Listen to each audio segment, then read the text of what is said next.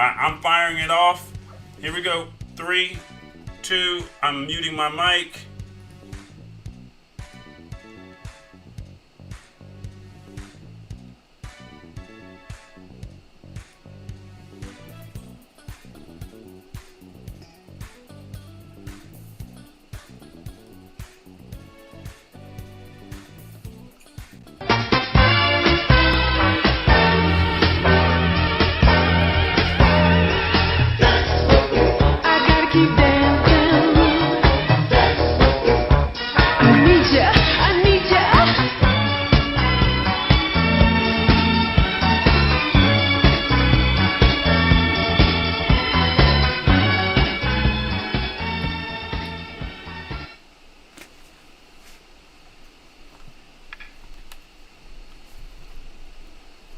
Good evening, everybody. Thank you guys for your patience. You know something? For everybody, you have to. I don't know what those mean. Somebody's over here doing sign language. Ray? It's on me. On you. Hey, everybody. Welcome to the Untold Stories of Solar. We're sorry we had so many technical issues today. It's not us. It's definitely you two. Thank you guys so much for staying with us and sticking with us. We appreciate you guys. So here we are, the Untold Stories of Solar Records. We're episode 3, you guys. Episode 3. And as you guys know, it's hosted by myself and, of course, the wonderful, beautiful female lead vocalist and daughter of the legacy, the one and only Miss Carolyn Griffin. Thank you, my brother Marquez. I just want to say, you guys, thank you for being patient. You guys, you know what? This is to make us all understand. When we see things out there, people want to be real fast to kind of down people because they don't have their tech and all that's happening. But you know what? That's show business. So, and we learn to keep rolling no matter what. I'll never forget, we did a show in Dubai. The whole power went out. I start beatboxing. Jeffrey started playing the bass, and Howard started singing. So you guys, you know what? Stay ready to keep from getting ready. Anyway, I wanted to say I am so excited today because today is a special occasion as we're kicking off these Untold Stories. The most amazing, and I'm not just saying that because I happen to like her, is the fact that we are introducing our queen. And I'm so excited to have my beautiful, talented mother, Miss Carrie Lucas, the First Lady of Soul Train and Solar Records, right here with you guys. Mom, welcome home. We love you. You look lovely. Thank you.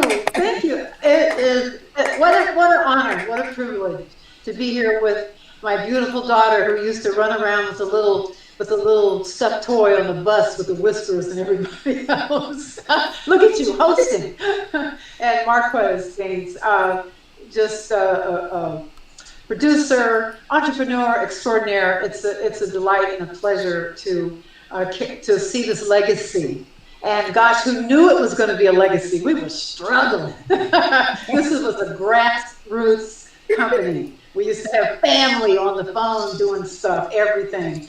But it makes it all more precious. And for everybody that sort of stuck around through, I think that's the people that love Solar. They just hang in there. Thank you so much. And we were talking a little bit earlier. I probably have a lot of stories that no one has heard, and I'm so delighted to be on the Untold Stories of Solar Records. But I think I can learn some things today too, because Carolyn, you started going up there and being involved, and Marquez, there's a lot of things that you know. So I think we all might be able to learn something today. But it's my pleasure. I love being here. I'm sorry, I want to make sure that there's not a delay. You know what, Mom, you're absolutely right, because you know the funny thing is, when I came on the show, I felt like I was Marquez's guest because he's so knowledgeable. But you know what, which brings us to our cliffhanger of season 2. What is this? Episode 3. That's okay, you keep laughing. You're not as old as me. You better have some respect for your elders, boy. Anyway, let me say this. We ran out of time last week, but one of the questions that I had, because people keep asking me what Marquez's involvement and why he, first of all, MG, Marquez Gaines, I told him the G stands for Griffey because he's been like a brother through this whole thing. I want to ask him, because I've never asked him part of the story, and of course I know that we have a time constraint. but they want to know your association and how you were so linked in to our amazing legacy. So if you could kind of. I'll give the short version because this isn't about me. So I'll No. give a very, very short version. Okay. The Whispers were lifelong friends of my mother, and through the years, we just, they worked together, they hung out together, they partied together, and and the Whispers groomed me in the industry. So from then, I met everybody who were associated with Solar, and I learned the business from Nicholas Caldwell of the Whispers, and I began to work in the business and started to get higher up in the business, and before you knew it, I was working with everybody at Solar, and that's just how it went. That's the short version. I don't want to give the long version because it's not about me. It's about the queen today. It's not about me. It's about the queen, Carrie Lucas. Hail to the queen. Hail to the queen. Well, you know what? The queen and the king, the queen and our late wonderful Dick Griffey, the king. It's, so many people helped make this legacy in this company. The writers, the producers. You don't do anything by yourself. We learned that so quickly. You stand on the shoulders of people who came before you, and along the way you meet people who, Dick opened a lot of doors, but gosh, there were so many people that deserved to walk through those doors as well. So, and it wasn't just the artists, you got to have, the people that were in the office and do, there's so many things that it takes to make any company successful. So, and Marquez, you know better than, because we talked on the road about, promotion, and there's so much work that goes into every aspect. So everybody's important. I mean, the ones who are out front, we love all the artists and the beautiful songs, that goes without saying, but so many more make it possible to function and become a success. Right. So I don't want to minimize what you've done and many who were before you that were a bit behind the scenes, because without the ones behind the scenes, the ones up front don't work. That's right. That's right. And we would not have our Solar page had it not been for Marquez Gaines. So those of you you're tuning in, you guys, just in short, you guys see, and I'll say this really quick and I'll hand it back to you, Mom. What I love about this, and Dina Andrews and I were talking about this last night, our legacy, they call it the Solar family, because we truly were a family. And I've heard even the guys that were our security guards on the road or bodyguards or, in the guard shack say, oh, but I was just a security guard. I'm like, you guarded our empire. You were a guardian. So the thing is, there's no job too small.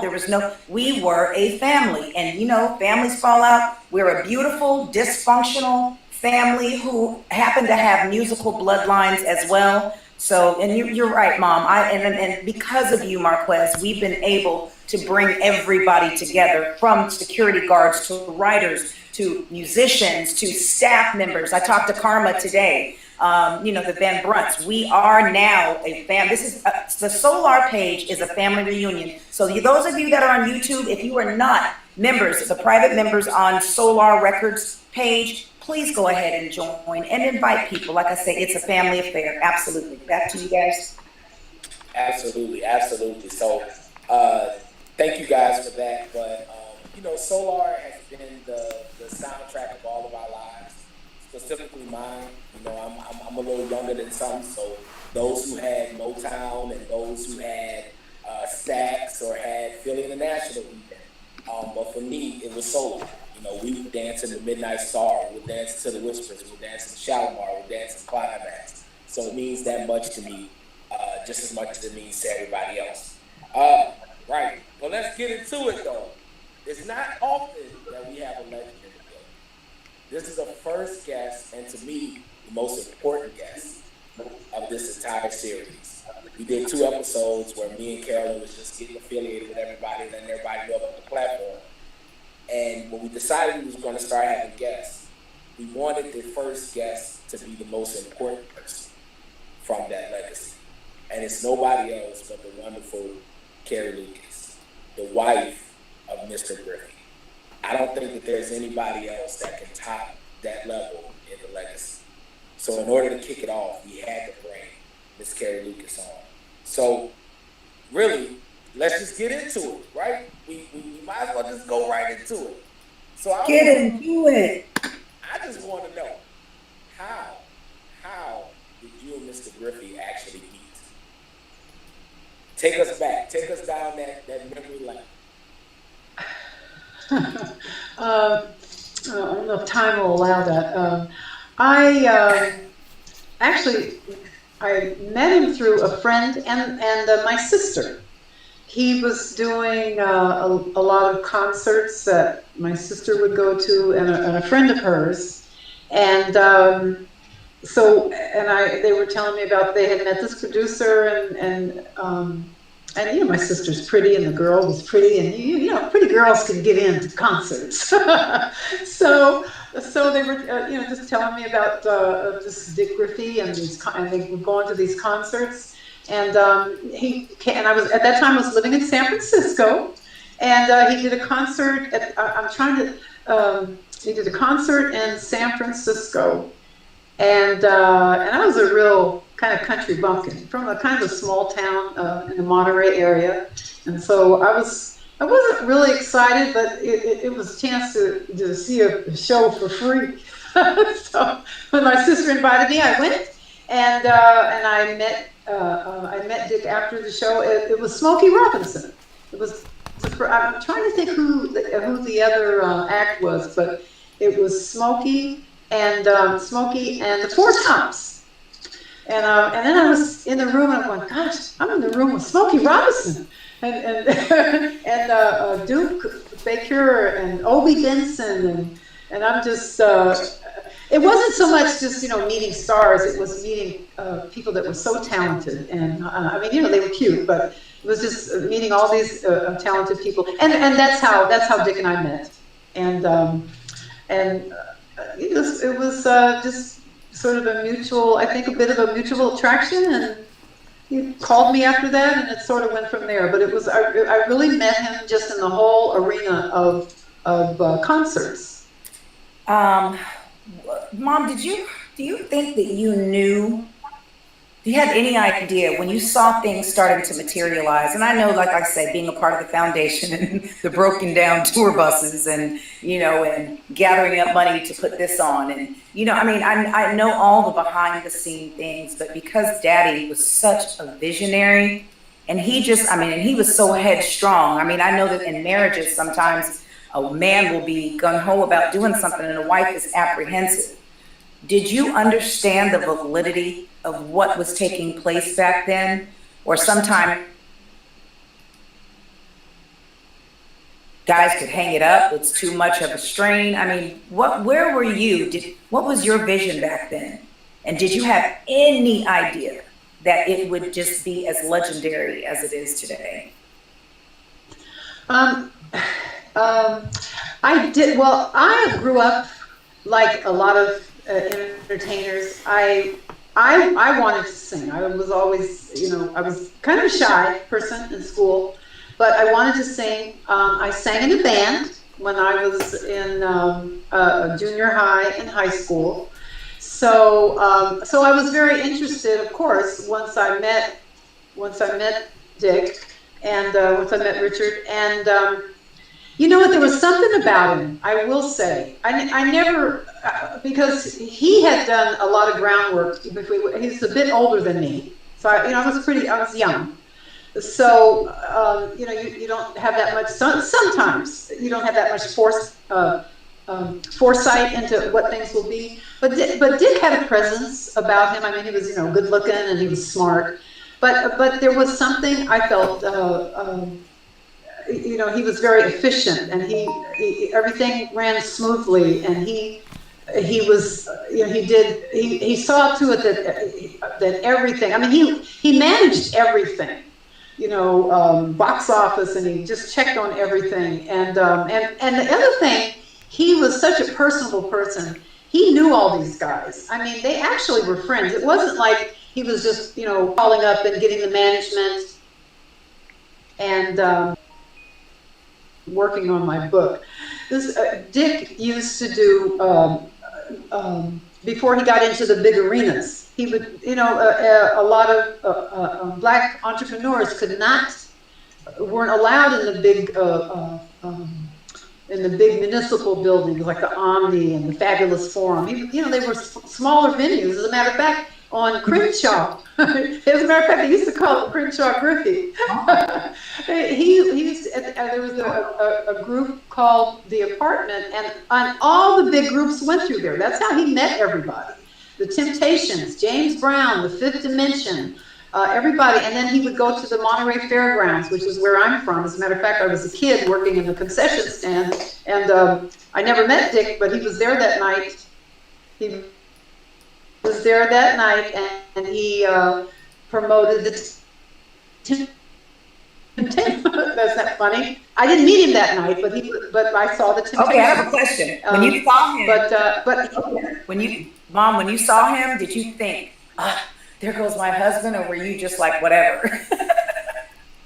You know something, Carolyn? I didn't see him that night. I saw the Temptations. I went to work the concession stand and sell popcorn and soda. Because I knew the people. I was from Monterey, so I knew the family that owned that concession stand. So I begged, and they let me sell popcorn, and I got to see and that's where they have the Monterey Jazz Festival.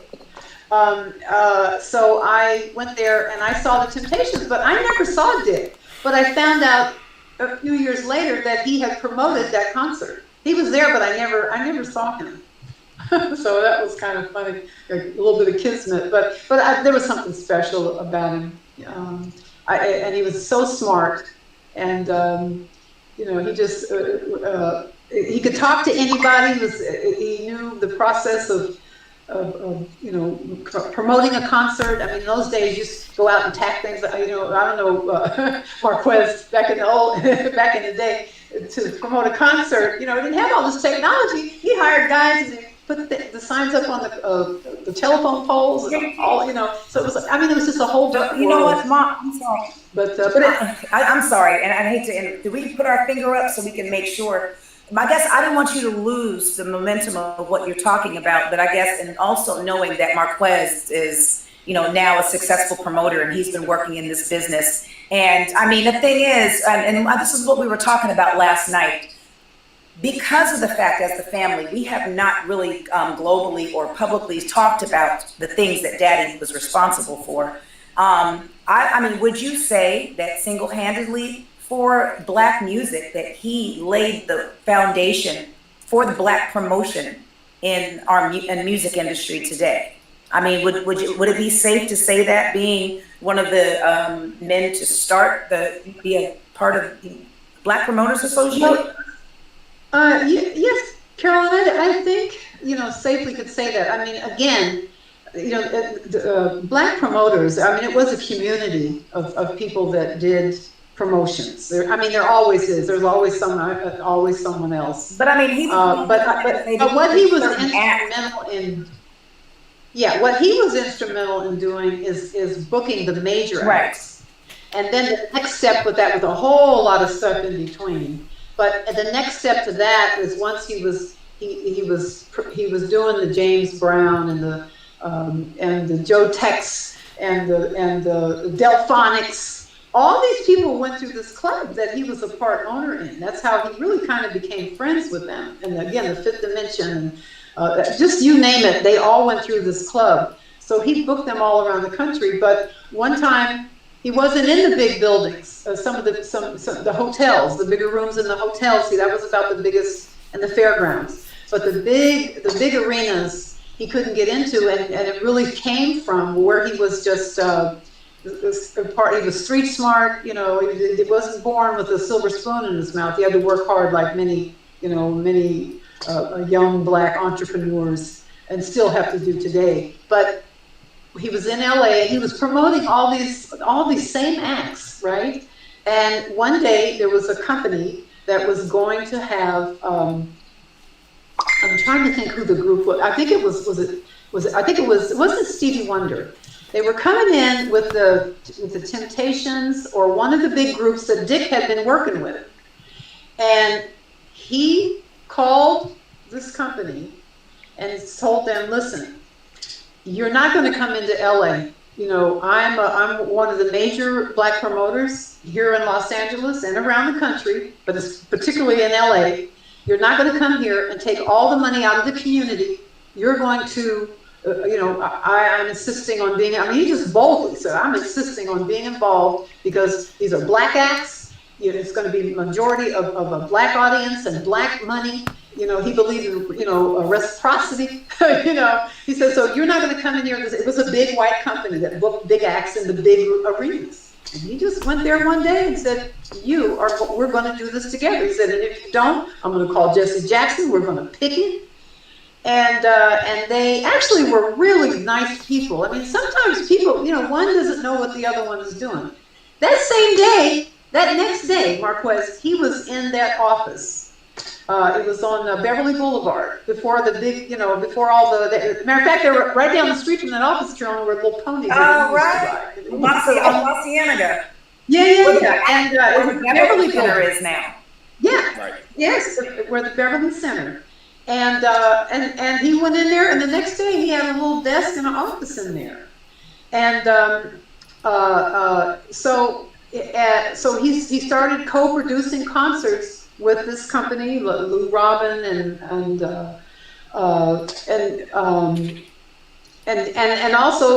then that's how he got he co-produced the first international tour with Stevie. He did it with this company, and then he went. That's how he got into all the big municipal buildings. But then he started to bring in other and formed the Black Promoters Association and enabled them, something they were already doing, but just couldn't get to that point. And brought in other promoters, you know, to be involved in their areas where they were around the country. So he was very instrumental, you know, in doing that. Also helped was one of the main reasons that Michael Jackson got on MTV. When he had MTV, when he had Beat It, you know, as big as that song was at that time. I mean, you know, we weren't actually in Jim Crow, but no, there were no black acts. And MTV was not playing. And he, yeah, and no black acts. I don't care how big. With the second act on TV. Was that pure? Shalimar. That giveaway. Yeah. So, but it started with Stevie, and he, you know, he wasn't alone. I mean, you know, there were other promoters involved, but he was the impetus behind a lot of that. Absolutely, and because of the groundwork that he laid, guys like me can now flourish in this industry, and we all do it on the shoulders of him. I have a friend of mine, Kevin Nelson, who came up on the Lakeside, and we talk about it all the time, how me and him are as successful as we are in this business, and we have the things we have in this business because of Dick Griffin, like singly because of Mr. Griffin, because of no one else but Mr. Griffin. And it's a shame that sometimes, you know, we don't give people their flowers while they're here, and that's why it's been my life mission to make sure that Mr. Griffin receives his flower now. All right, so that's definitely that bit that you just told. I'm sorry, you guys. I don't want anybody to think that I'm overstepping, but, you know, as we're going through, we've got some streaming, so it may stop, and I just am trying to make sure that we keep some fluency. On the back of what you said, Marquez, I also have gotten so many phone calls, and Mom knows too, which I just spoke with June Moon a couple days ago. You know, so many people after Dad passed had come to me and told and shared how, and we talked about this, Marquez, how Ayoku Babu came and told, you know, Dina was saying that he's the executive director and founder of the Pan-African Film Festival and Arts Festival. He said, hey, I would never have done this if it had not been for your father. And he talked to me about it. We talk about June Moon, who is the digital media aggregator of content for Apple, Amazon Music, Spotify, and Google. The first Black man to ever do that told me the same thing. So, you know, and that's why, to me, and we've just discussed this, the music is amazing. The company is amazing, but the legacy is so much bigger than just the music. I mean, and I'm not saying this just because he was my dad, and my mom will tell you, when I was a little girl, half the time I didn't even want to be associated with my family. I was in the streets on my horse trying to be, I can't stand my life. Let me get out of this big mansion on a lake and all this stuff and go live in a hovel somewhere. I was the worst. But the thing is, for us as a people, and you look at revolutionary, what we're going through right now, when Dad started and when he came up, we were in a revolution, a racial revolution then, maybe 60s, 70s. Look at all that's going on now, 2020. Look at what we are now facing. Now my children are having to experience pretty much the same thing that was going on now. So basically it's another revolution. So if we don't know our history, we're damned to repeat it. And that is why, to me, not just about the music, it is so important that men like my dad, who just, I mean, gave his life, he sacrificed so much. I don't care about, what, the activities or this, well, he didn't do this in a contract. He sacrificed and he gave his life for this industry and for our people. It wasn't just about the music. You talk about Doug McHenry, first Black filmmaker. You talk about Peter Allen, writer on Takers. I mean, he gave Carolyn Ali. There's so many firsts, so many people. Dick Barnett is a college roommate. Didn't they own Guys and Dolls together? Yes, they own Guys and Dolls together. And again, and to what you're saying, Carolyn, he really was a Renaissance man. One thing about Dick, the executives that came on board, he didn't just have a talent for, because Dick was a musician. He was a drummer, and he listened to jazz and Miles Davis, and he wasn't, a lot of companies hired executives, and they sort of look at the charts and see what was here or there. Dick really was a musician, and he also was a good singer. I mean, we actually did a little song together, but he just, how some people come along, they're not, I don't believe anybody's more special than anyone. I think everyone has their gifts, but for whatever reason, God just blessed him with this multi mantle. He could spot someone. He knew smart people. He knew smart people. They might not have the experience, but if they could take direction, then they could run with that. Of course, he had very professionals around him. Gosh, Virgil Roberts, who was one of the leading attorneys in this business. Of course, nobody gave Virgil his talent. Nobody gave Virgil his education. A brilliant man. But when Dick met him, Virgil was I think through Walter. He met Virgil through Walter. He was in a small office, I think, somewhere close to what is now Century City. I think that's where it was. But we went. It was a little tiny office, and it was Walter had told Dick about this incredible attorney, a Harvard attorney, and I went there. We went there. It was Dick, Richard, and me, and Walter, and Virgil. And gosh, I like Virgil right away. He's such a brilliant man, but just really down to earth and nice. And and of course, it's the history after everyone knows about Virgil Roberts. But these are people that that he was sort of the glue to the network of a lot of talent. Ray Harris, just another incredible vice president, like you said, and rest in peace, beautiful, beautiful Carolyn Ali, and so many people in the Coliseum. See, and he was ahead of his time. People want to call sometimes, he was a big old strong guy, but he wasn't a chauvinist. I mean, he knew about pretty women, but if you were smart and you knew what, you had a lot of knowledge, he would give you an opportunity. Dina Andrews. I mean, gosh, if we started listening, it would be a list a mile long of people that maybe didn't have a track. Beautiful Margaret Nash. He opened so many doors. That's what he did. He opened so many doors. He gave people an opportunity, but they had the talent. The right Leon Silvers. I mean, they had the talent. He never, he never underplayed what anybody did, but it was in so many different areas. When he met Jesse Jackson, he was a part of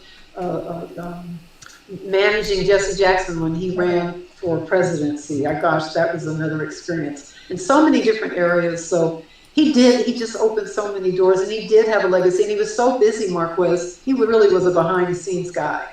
There's nothing wrong with being out front, but that just wasn't his personality. He was so busy doing, so many different projects, and he was about the ground level and sort of overseeing everything. But sometimes he would tell me later on, as we became more successful, he said if I didn't live this life, he said I wouldn't believe it. I mean, all the people that he met and the things that he did, and with the music industry and the whole other issue of being in Africa and different things that he did. And so he did open so many doors, but in so many different genres. And too, you know what? And this is what I'd love to do. Like I say, as we move on, really get this stuff down, because while Mom is here to verify what I'm saying, he was the one that coined the phrase African American for us at that time. When he was Jesse Jackson's campaign manager, and they were on the campaign trail. He wrote a speech, and it was actually in the LA Times. I wish I could really grab that, but he talked about Duke Majan being an Armenian American, and all these different, Cesar Chavez, Mexican American, and Black people don't have anyone anywhere to claim. He said, we are African Americans. We descend from Africa.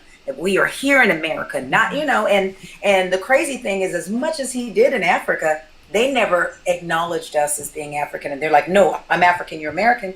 But a lot of people don't know that Daddy was responsible for that, for coining that phrase for us. And we went from Negroes or coloreds to African Americans, kind of giving us a identity. Mm-hmm. So like I say, it's so broad, all of the things. It's not...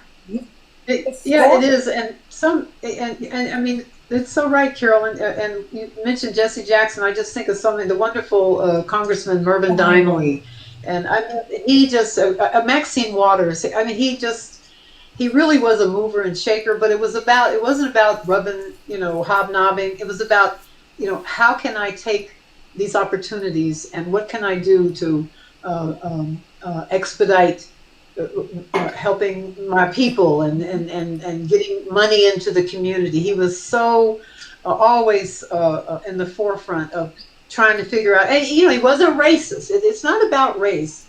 It wasn't about racist, because Dick could talk to anybody. Dick was very like I said, very much a Renaissance man, but his first love was African American people and the African American economy. He was just always trying to undergird or bring together,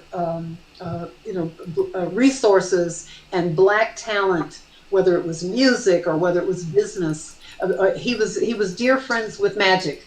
I mean, gosh, we did a private party at our home for Magic, and but it was just about networking and bringing people together, and just celebrating the strengths in our Black community. I have it. Yeah, there's Magic, and that's little Lucas, who's about 6'4" now. About 6'4" now. So yeah, again, he's right. He said people, if you would tell people, they just really they wouldn't believe it. Billy Preston. We used to go to Maverick's Flat, and John Daniels. My God, another really incredible man who promoted so many acts at Maverick's Flats. And gosh, what? Greatest thing about it is, he set all these people's career in the right path, and that kind of leads me to my next point. He set your career off into the right path, right? So what people don't know is that Miss Carrie Lucas has one of the greatest voices that I've ever heard in my lifetime. Yes. And for those who don't know, she has, of course, the boogie songs. That era. The boogie songs. It's the boogie era. It's the era that was right in between disco and then that strong funk of like '84. So that strong, technical sound with synthesizers and things of '83 Prince to the scene and those kind of things. So that time was called the Boogie Era. And so you had some great hits there. You had, Show Me Where I'm Coming From, I Gotta Keep Dancing, all those great songs. Dance with you. Dance with you. So, which, by the way, hold on. Which, by the way, let everybody know right now, is a global anthem for you guys that don't. I don't know who listens to house music. Armin van Helden has sampled, and you know what? And check it out too, Marquez, because at the beginning, it's so funny. They got slick. They sampled "It's No Crime," the beginning of the intro of "It's No Crime," and sped it up, and then went into "Dance with You's" track. And it's kind of been an argument online about the fact that Carrie Lucas stole Armand Van Helden. It's a big argument to the point where you almost can't find Mom's song because what they tried to do is create it and make it their own. So you guys, just so you know, when you go pull up Armand Van Helden, You Don't Know Me, you'll hear both Babyface, It's No Crime in the intro, and then Dance with You. It's so undeniable. Yeah, it really is. But yeah, they just took that hook, and that was written by the late, wonderful Cossie Gardner, who was an incredible organist, and he wrote that, and that was so funny because my children used to tell me, they said, Mom, there's a guy, he's sampled your song, and I had never heard it, and then I started looking for that, Marquez. And the comments would say, Carrie Lucas stole. She got nerve. She stole. I probably did that song before when he was wearing short pants. Right. But it's a compliment. It is. It's a compliment. But the crazy thing is, it's funny that you said that because you've been singing way before you even had big hits. So my question to you is, how did you get started singing? How did you discover that you had that beautiful, angelic voice that you have? Oh, you're so sweet. See, that's why I like to come on here. The funny thing is, Marquez and Carolyn, and all, I always wanted to sing. I did sing in a group. But I'm not an R&B singer. I didn't grow up in church. I grew up, I'm an Army brat, proud of my wonderful, wonderful late father, Montford Lucas. And and being in the military, I spent 3 years in France as a little girl. I used to speak fluent French.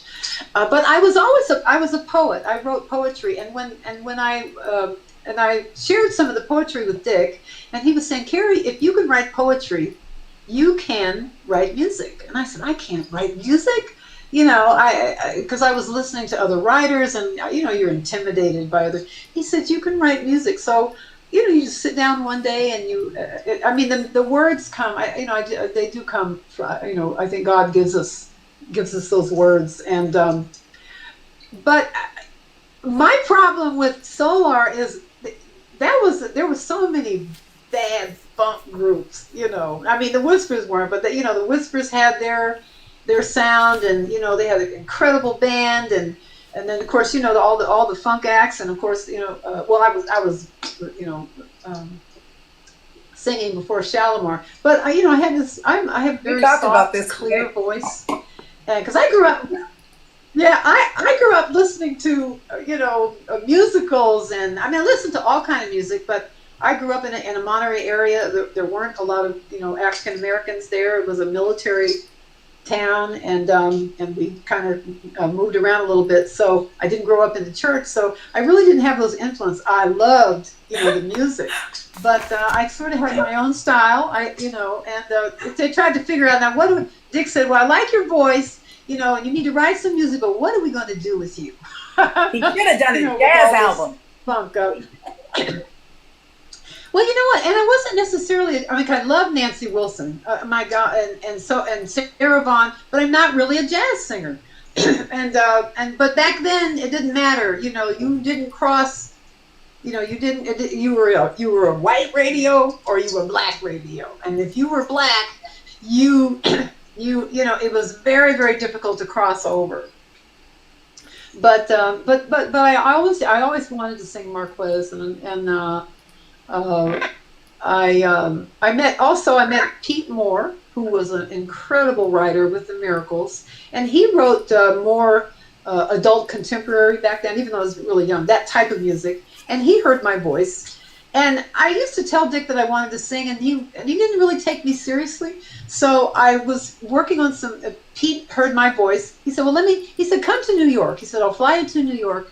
And he had some beautiful, beautiful music that kind of fit my voice. It wasn't R&B, but it was more like a theatrical type. So I went to New York. I told Dick, "Hey, Pete wants to record me. Pete Moore of the Miracles."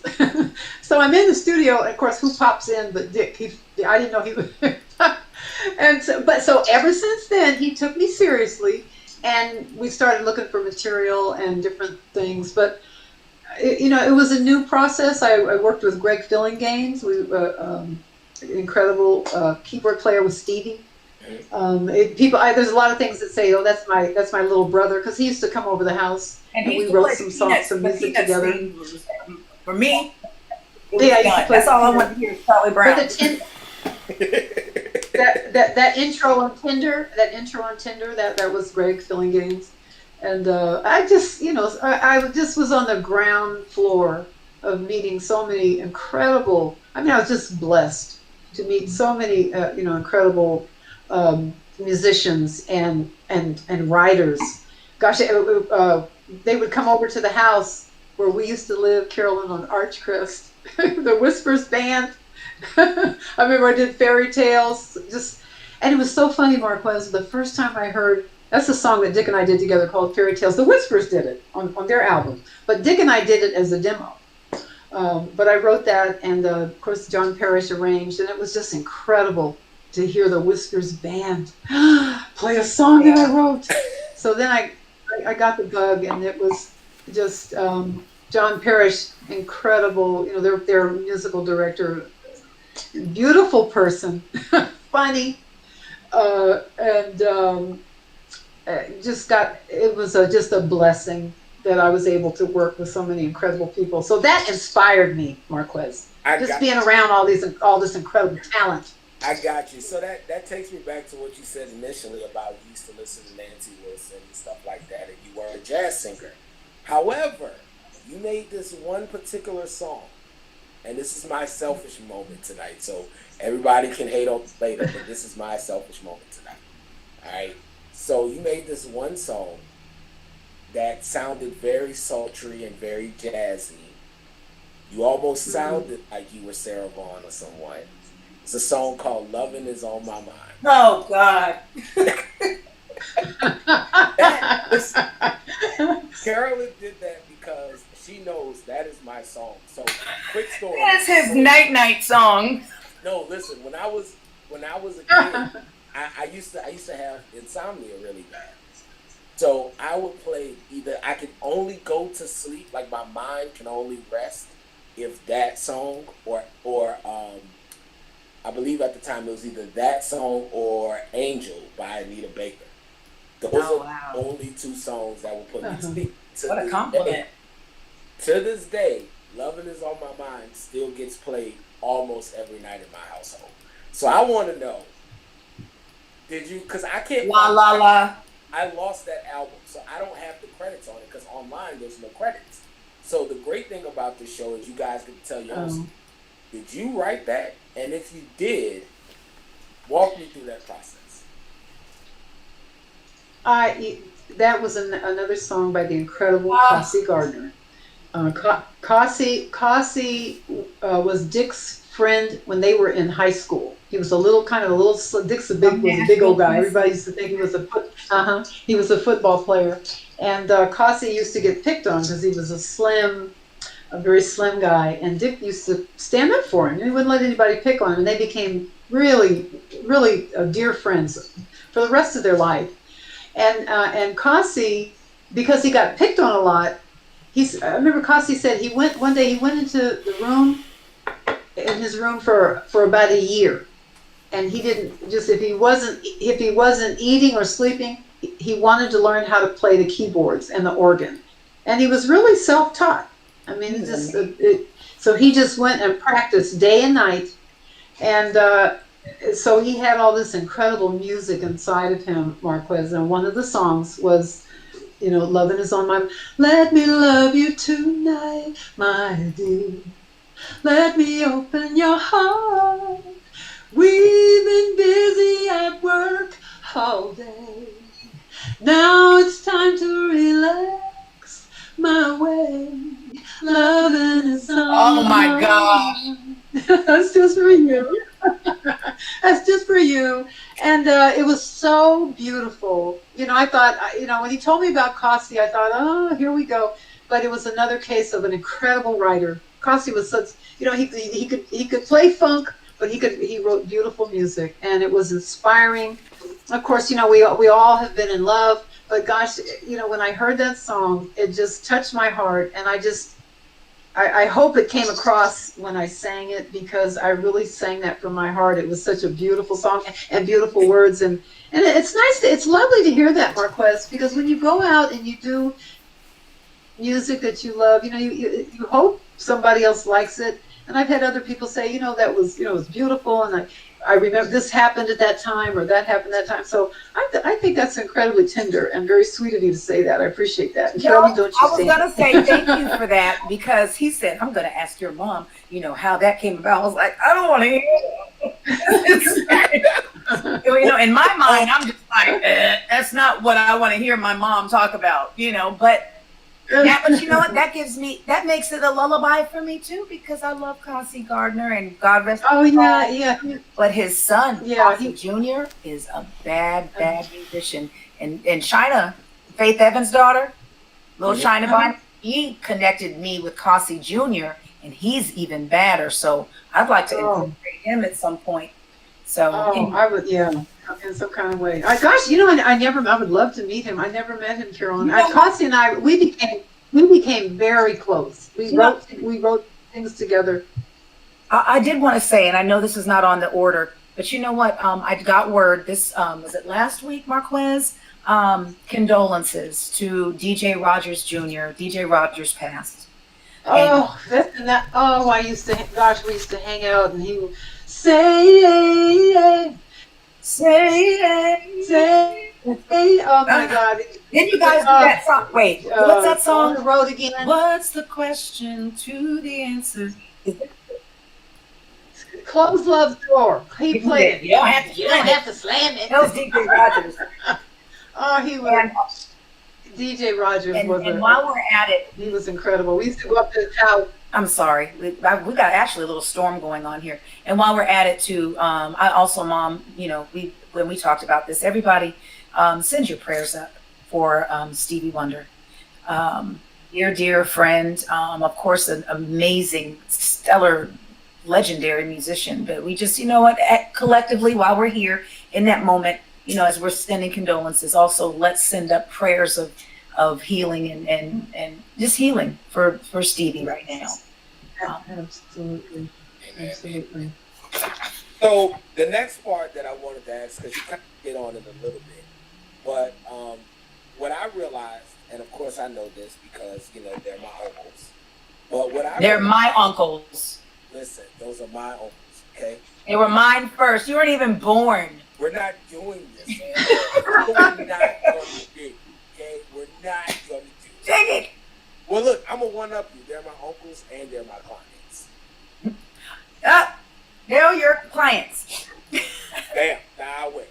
But what most people don't know is that about 80% of the music that you recorded, the Whispers did the background vocals on. And not only that, you guys also had a pretty big hit single as well, with the single entitled "Just a Memory." One of my favorite.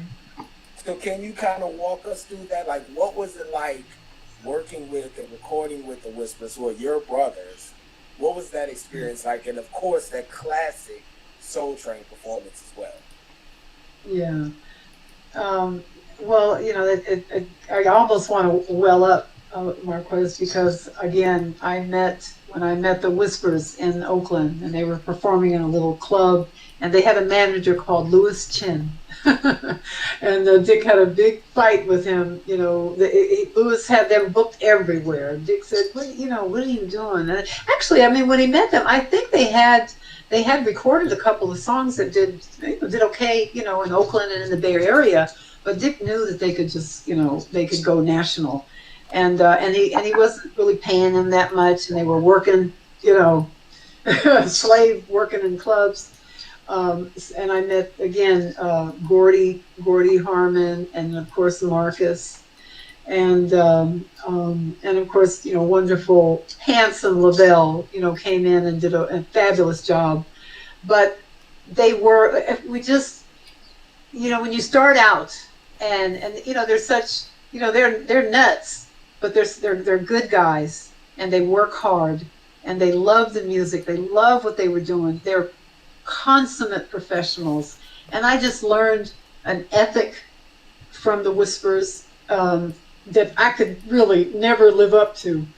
But and their beautiful harmonies. Gosh, to be able to sing with Nick and Walter and Scotty and and of course Lavelle, and Marcus at some point. But that's again, as Carolyn was saying, it was family, because we started, sort of really at the bottom before anybody really knew what was, the talent that they had on a national level. And they liked when they heard me sing, because I have a soft, sort of pretty voice, and they and Walter always, Walter, they loved the way I sounded. So when we heard the song "Just a Memory," which was written by the incredible Grady Wilkins, I did a little bit of writing on that song as well, some of the words, but Grady really was the composer of that song. And but before Grady Wilkins, it was John Parrish, and we were on the road and riding in the this is before we started flying. We was riding. Well, whose idea, Mama? Back in the station wagons. Back in the station wagons, and we just became a close knit family. And when I got the chance, and we went into the studio because we weren't paying nobody else. Everybody sang on everybody's album. The Whispers. That's why they were on. Everybody thinks a lot of times that's why the Whispers were singing on all the songs, because they wasn't paying. We was in there with Scotty and Walter. They had that little cup of coffee, and we were in there singing and doubling and tripling. So everybody, a lot of people think, oh, that's the Whispers song. That's not Carrie Lucas. That's the Whispers. But geez, I just can't give enough praise. And again, blessed to be able to have these incredible voices and talents to be able to sing with them. We were there goofing around, but the proof in the work is just beautiful. I'm thrilled. I mean, Hello Stranger and Just a Memory was. I have to find that. That used to be on YouTube, and they took it down. They did. There's a real grainy copy, but to come on there and have to be able to sing with 5 Whispers, it was and is a thrill, Marquez, and they are my brothers. And we did a lot together. We played together. We had parties together. We knew each other's family. It's just like singing with your family. So, with that answer, did she answer the question? So do you know how it all culminated? Yes, yes. Okay. Yeah. So my question is, we were playing around with this. I'm calling you out, Marquez. You sitting up here doing all these tours and in backstage. And let me tell you something. This brother is singing. I mean, he's one of them shower singers. Mom, that opening line for Just a Memory is one of the most diabolical, smooth. And I sing the song all the time. No one could ever start that song. Do you want to do it as we rehearse? You did the came in, and I kind of took it, and then how would you like to sing that song and stand in your uncle's shoes for 5 seconds? Well, that's all you get. This 5 seconds. Look. Can't sing. Because who decided? Would you sing that first line, Mom? I'll just do a little. Let me love you tonight, my dear. Oh, it's the wrong song. Let me open your heart. That's not what we rehearsed. She went back. I'm still back. I'm still back. I'm still in. I'm still in. I'll look. To sleep, but just a memory. Just a memory. You've gone. I just can't find myself. Tears fall like the rain. I'll never be the same. Oh, what's a girl to do when the one she loves is so far away? And oh, how I pray each and every day. Okay. Who decided we had enough? Oh, we've had enough. Okay. Exactly. I can't sing. Come on with it. Come on with it.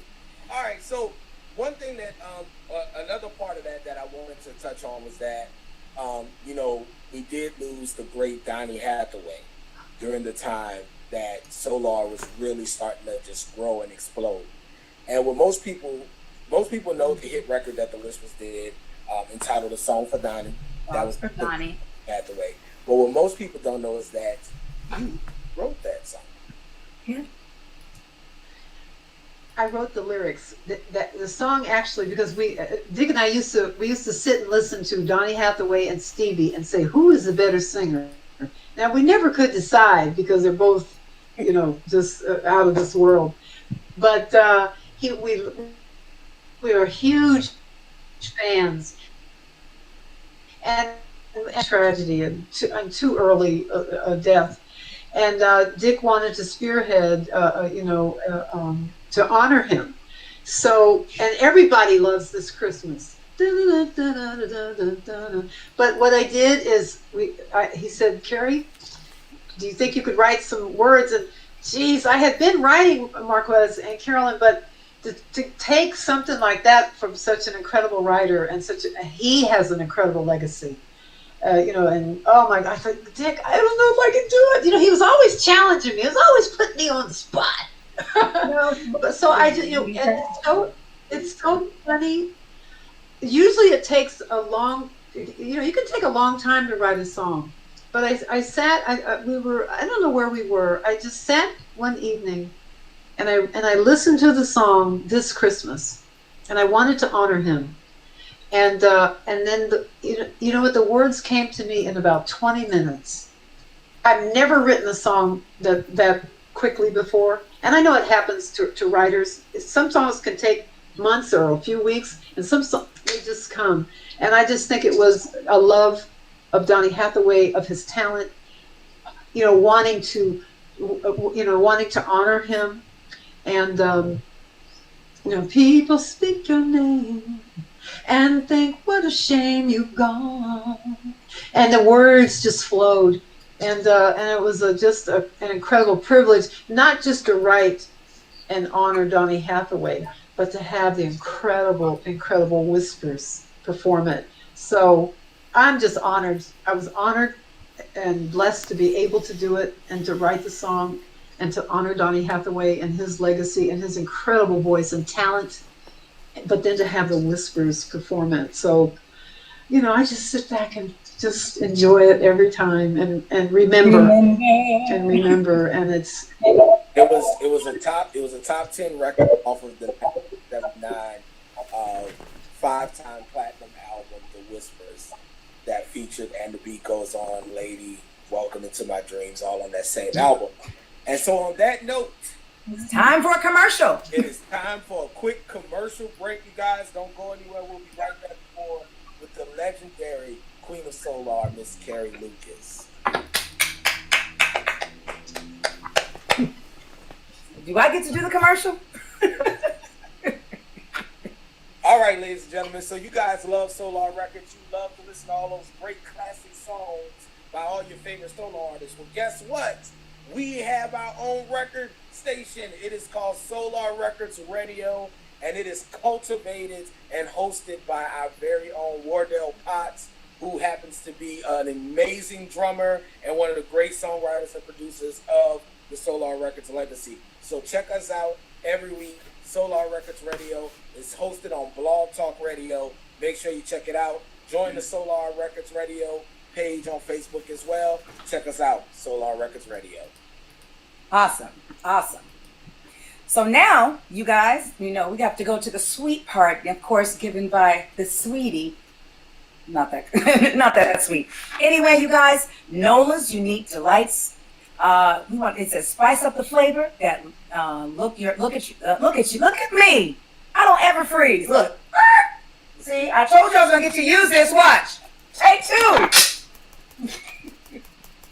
Spice up the flavor and look for your next events. Nola's Unique Delights. Whatever it is, the classic candy apples, the new candy-coated grapes, chocolate-covered strawberries, or the New Orleans classic pralines, Nola Unique Delights can fulfill your sweet tooth. And with all items available for shipping to anywhere in the continental United States. So don't wait. Follow Nola's Unique Delights on Instagram at Nola's_u-neek_delights and on Facebook at Nola's Unique Delights, and let them know Untold Stories of Solar sent you.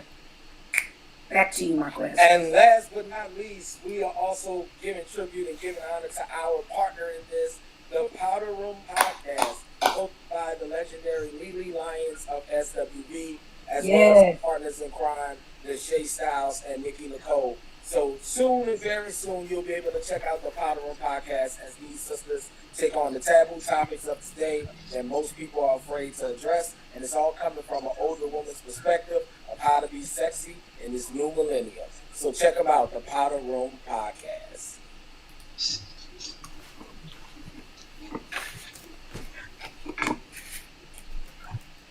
Well, Mom, my gosh, it's been so, oh my God. I'm going to say this. You know me. There's no filter. This is new for me. Facebook Live, Instagram Live. You being produced, I'm sitting here seeing this. I'm like, is he voting? What's he saying? He throwing up peace signs. I'm from the West Coast. What does this mean? I'm not busting you guys. Oh, boy. You know what? I have to give it to him. We could not do this. I know. We could not do this. I'm so grateful. I'm so honored that, Marquez has God bringing amazing people around him, because we could not have been blessed with another brother to be able to make this happen. You know what, you guys, I know this is not in the thing of what we're supposed to do, but I have to say thank you so much, tall boy. You know what, you have just dealt with us and all of our shenanigans. I know you guys, look, you guys don't understand what I put these men through. There's all kind of visitors I got in my screen, and I asked him to bring my chicken. He wouldn't let me bring my chicken. I wanted some props. But anyway, you guys, we'll get it together. It says,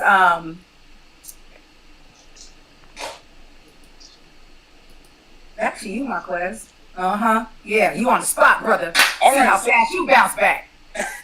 All right, so really quickly, we want to just hit on some things. So we have this new game that we're going to play on the show with all of our guests. All right, and we call it the Solar Spin. The Solar Spin, you guys. We got to get a twister spinner. Hey, listen, we're working on all that. This is a work in progress. So this is called the Solar Spin. So what happens is it's a rapid fire question segment. So what we're going to do, Mama Carrie, Miss Carrie Lucas, the gracious, the wonderful. We're over 50. We don't think in rapid fire. We're going to ask you very simple questions. There are only 4 questions, but you have to play fair. You have to give us the first answer that comes to your mind. Okay? Even if the answer is a little taboo, it's okay. We want the first answer. All right? Are you ready to play? Well, ready or not, here I come. It'll be a song. All right. So what is your favorite song that you've ever recorded? Oh, gosh. You're asking me, that's like asking what kind of child is the favorite. Loving is on my mind. Tender. She said loving is on my mind. That is the greatest answer. Cap, Right? So what is the least favorite song you've ever recorded? What? Question. No, I like what's the question. I love that song. But you, I don't. what's the okay? What's the most annoying thing Daddy made you do in a song? Made you like? Oh, some of the talking I'm in gonna. the songs. I'm gonna. You know. The sound, some of the sound effects in the songs. I just All right. wasn't quite feeling it, but no, I was game. Any song that had the crazy sound effects is your least favorite. Because there's Some of the Britney, some of Britney. It was like, all right, for real though. Okay. All right. So my next question is, you got two more questions now in this rapid fire. So the next question is, what is a song that was recorded by another Solar artist that you wish you would have recorded? Take me to the river. I Miss You by Climax. Wow. You know what? Wow. Amazing singing that song. Wow. Shout out You to and Joyce should do it together. Yes. It's been me and Cinderella. We can do that. All right. Okay. And then the last question is, what is your absolute favorite song to perform whenever you perform? My absolute favorite song to perform. Oh gosh. I probably that's Marquez, why you do this? You just put me on the spot. And rapid fire, I'm too old for rapid fire. But all things being equal, what Carolyn said before, maybe Tender, because that encapsulated people that played on that song, and it's beautiful, and it was a chance to sing something beautiful, and probably Tender. Yeah, I did that at the Roxy one evening, and our keyboard player Tim McLean is incredible. He played with the Whispers for years, and I still feel bad today, but since Greg did that on the album, and I just invited him up to play that, it was never a slight of Tim, because Tim was and is incredible, but just Greg came up and did that intro, and it just knocked the socks off of everybody in there. You know what? It was such a beautiful song. I think almost anybody could sing Tender, but to perform that, it was just kind of perfect for me and for my voice. So, and in performance, and knowing that everything behind that, Marquez, was such a really close second, but probably Tender. Okay, can I add one? Sure. He said, sure. No. Real talk. It was almost haunting. As a little girl, I remember being in rehearsal with my mom and the Whispers, and of course the Whispers band, and the most amazing version of Visions was, oh my gosh, was with the Whispers band and Mom. Yeah. You want to talk about that? Yeah, that bass line. There's just some things you know what? Can we arrange like like a jam session? That's our next thing.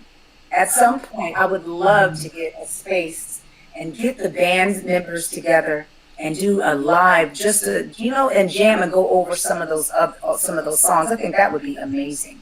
And you know what? Yes, so almost like a recreation of when we worked and were on the road, and I used to had the pleasure of working with the Whispers band, and they just incredible musicians. Marquez, they always had great musicians. Always. That's why they won't go anywhere without me. And Vision.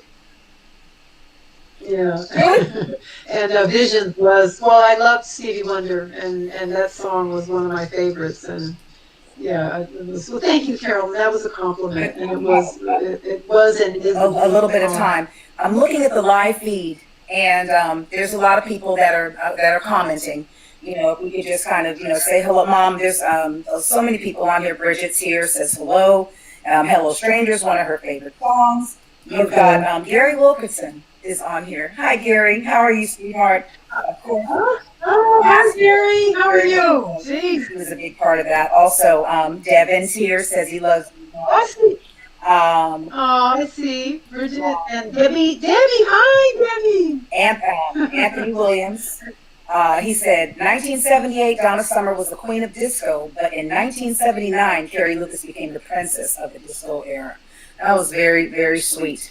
That was very sweet. Ron Barros is here. Amazing brother, historian, and takes amazing pictures of all of us when we're on the road. And Damian Henderson said, "Hey, Miss Carrie." Hi, Damian. And forgive me, my technical skills are terrible, I'm not keeping up. So Carolyn, it's good that you're telling me who's there, because I'm not ignoring. I can't see. It's of course our sister Tamora, and Anthony. Everybody's there, and of course Lorena says hi, Mama Carrie, and she loves you. Oh, hey, Lungs. Hey, hi, Lorena. Our warrior, beautiful singer, our Princess Solar warrior survivor. Just what.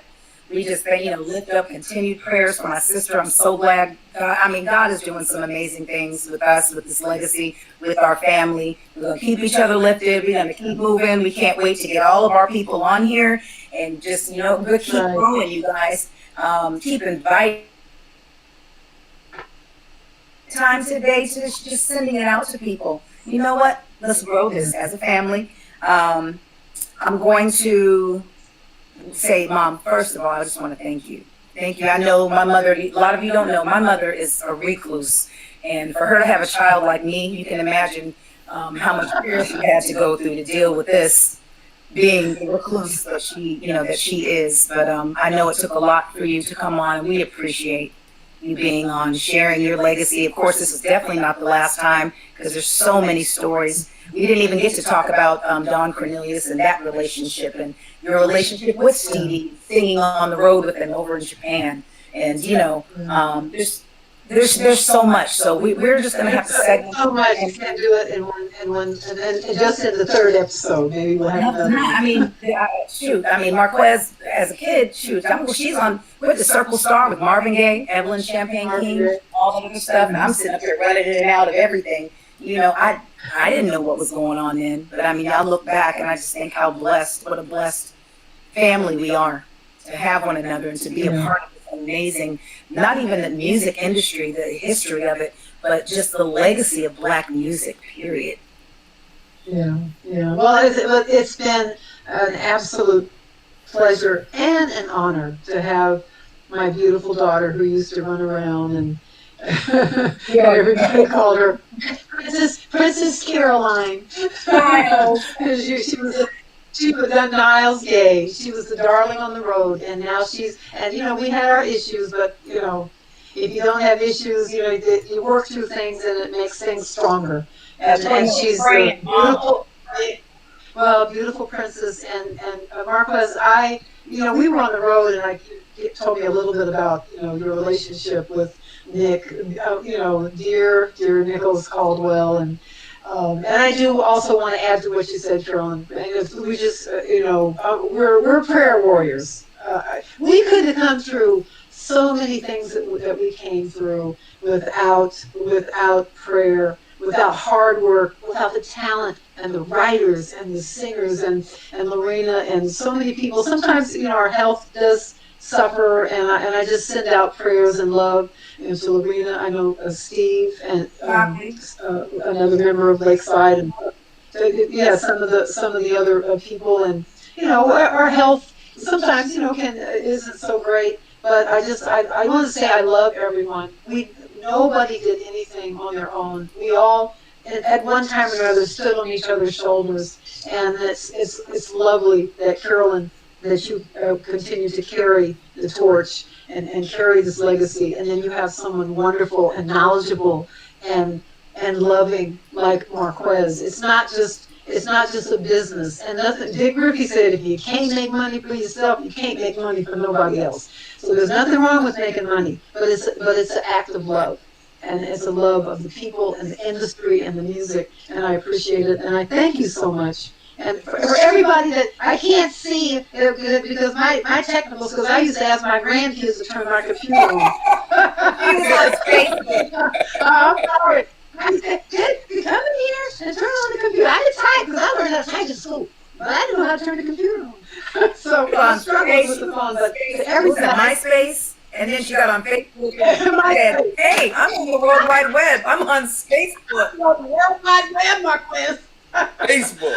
But to everybody that I, that I didn't get a chance to say hello to. I know you mentioned Laval. We were on the road and had so many incredible experiences and music and good times and Lorena and just everybody. Thank you. I love you.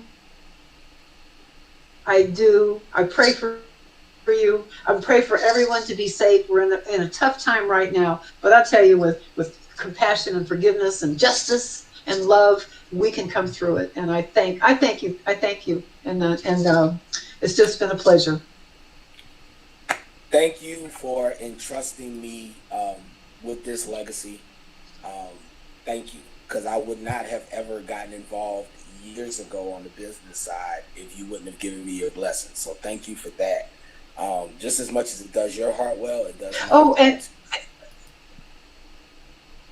one more thing, Marquez, I do have to let everyone know and bring to the forefront a dear friend, an incredible businesswoman is Jessie Birdseed, saying she, without her help, I wasn't even interested. Carolyn was the impetus. Carolyn was the impetus behind going after the legacy. I was done. I was done. Jesse, he was done. I was done. Jessie was just you talk about the wind beneath our wings. Without Jessie, I mean, don't get me wrong, the talent is there and that's lovely, but if Jessie hadn't come in and really undergirded everything, we wouldn't have Solar Records. We wouldn't be relaunching Soul Train Records. And she's a CEO and a shareholder and a savior and just a lioness. A lioness. We're blessed. Yeah, and a lioness. Some people tell, well, how did she get? I'll tell you what, if it hadn't been for her, we wouldn't be able to continue the legacy. She wasn't there to build that end of it, but she helped us get it back. She was instrumental in it, and I just have to mention and bring her name, because she is very instrumental in it, as Virgil was with the beginnings of it, without Jessie and Peter and again so many others. But without Jessie, we wouldn't be able to continue and relaunch this incredible legacy without Jessie. So shout out to Jessie, shout out to Solar Records UK. And Sonia Damney, who's on vacation right now, but we're going to bring them. Sonia. Yes. Thank you all. So I think on that note, I think we're done. Right? Can we bring that? Can we bring our producer on? Just to. You know what, Carolyn? You got to read your script. I can't. This is dead. That is what we're working on. So here's what I want to say, you guys. Make sure this concludes episode 3 tonight. We're going to go through a few things. We're going to run down a couple of business notes. So what we're going to do first, so what we want to do is make sure you guys tell your friends, tell your family, tell everybody to come on out to Untold Stories of Solar. Go on YouTube. We're right here on YouTube every Wednesday, 8 p.m. Eastern, 5 Pacific time. Make sure you guys come on over to YouTube and hit subscribe. Subscribe. Share, subscribe, tell a friend, tell a family. Come on, y'all.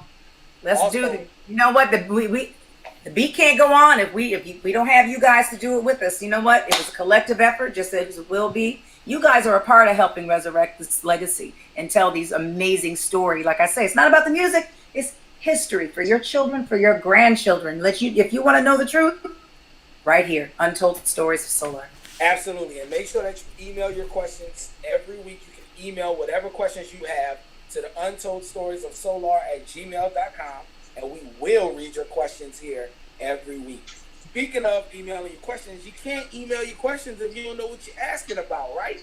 So next week, episode 4, we have as our special guest the legendary drummer of Dynasty and the touring drummer for Shalimar. Shalimar. The great songwriter and producer, the one and only host and curator of Solar Records Radio. Solar's Records Radio, Mr. Wardell Potts Jr. will be our special guest. WP. So make sure you guys send your questions to us. We're gonna make sure that we hit him with all the questions. He's a great songwriter, written on many hits, played on many hits, as he's also part of our very own institution of the Throwdown Brothers. So let's make sure that we send those questions in, and let's look forward to next week, right? So join us right here every Wednesday, 8 o'clock Eastern, 5 Pacific, right here on YouTube, Untold Stories of Solar. Tell a friend, tell your family, hit subscribe, and join us every week. And I want you guys to know that it's presented by Quez Entertainment in conjunction with our very own superstar producer, Paul Boy.